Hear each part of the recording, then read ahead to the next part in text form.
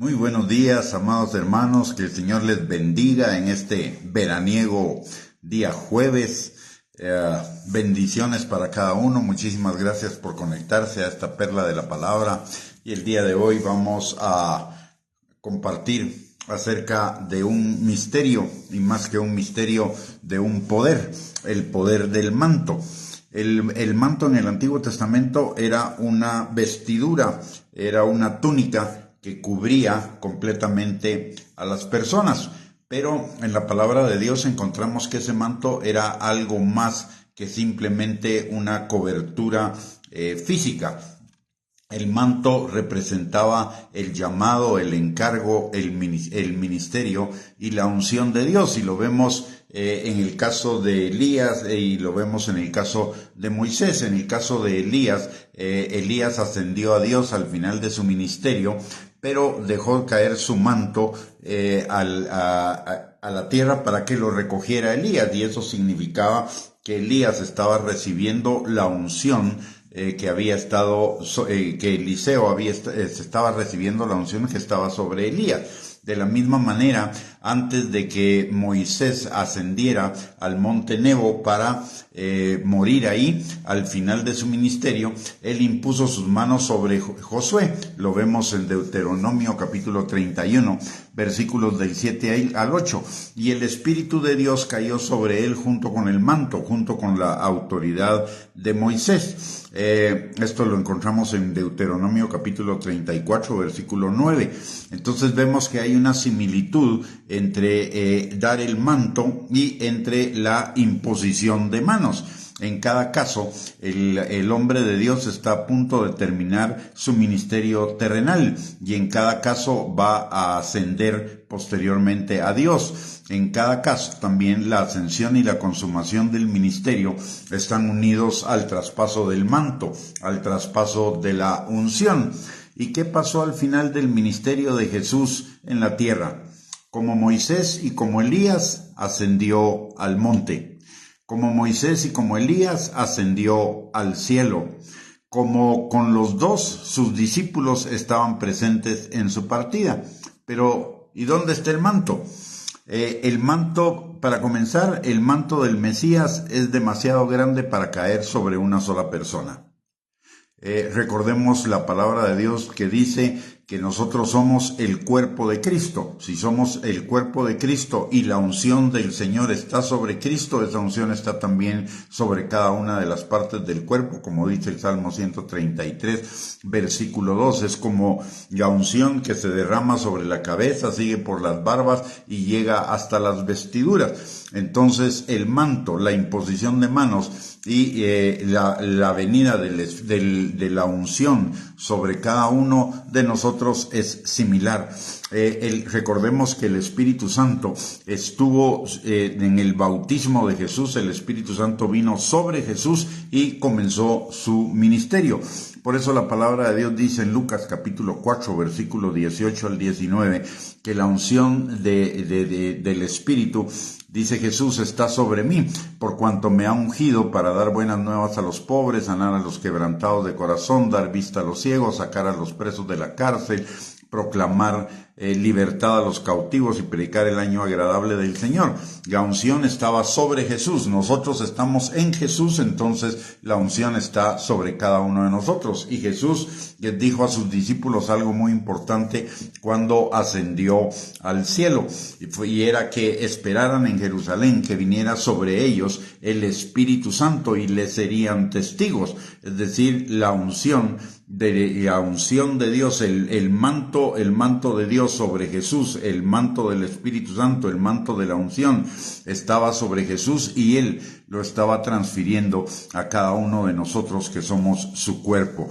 Cuando los mantos de Moisés y de Elías cayeron, el Espíritu vino sobre sus discípulos, y eso fue exactamente lo que sucedió en el día de Pentecostés con cada uno de los discípulos que estaban ahí presentes, y ocurre posteriormente con cada uno de nosotros cuando recibimos el bautismo del Espíritu Santo. La palabra de Dios dice que cuando llegó el día de Pentecostés estaban todos unánimes juntos, y de repente vino del cielo un estruendo como de un viento recio que soplaba, el cual llenó toda la casa donde estaban sentados, y se les aparecieron lenguas repartidas como de fuego, asentándose sobre cada uno de ellos, y fueron todos llenos del Espíritu Santo, y comenzaron a hablar en otras lenguas según el Espíritu les daba que hablasen.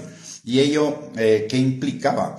Que el Espíritu Santo, la cobertura, el manto espiritual de Jesús estaba cayendo sobre cada uno de ellos. En su manto, en su unción, en la comunión y andadura con el Espíritu Santo, es que encontramos cada uno de nosotros nuestro llamado y asignación, el propósito de Dios para nuestras vidas. Si somos partícipes de su unción, también somos partícipes de su llamado, porque con cada unción Dios da un llamado, y con cada llamado Dios da una unción, y ya tenemos ese llamado general, ese llamado específico, ya lo tenemos cada uno de nosotros. La palabra de Dios dice en primera de Pedro capítulo 2 versículo 9 que somos real sacerdocio, nación santa, pueblo adquirido por Dios, para proclamar las virtudes de aquel que nos llamó de las tinieblas a la luz admirable. En Marcos capítulo 16, versículo 15